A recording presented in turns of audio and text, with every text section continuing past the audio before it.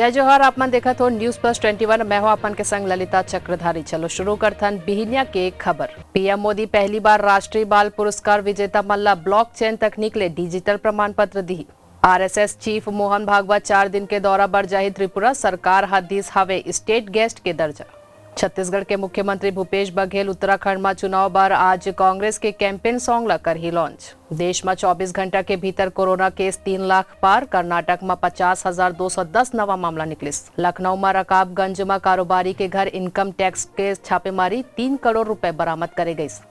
Goa election 2022 पर भाजपा आज 6 उम्मीदवार के ऐलान कर ही पार्टी छोड़ चुके पूर्व सीएम पारेस्कर निर्दलीय लड़ी।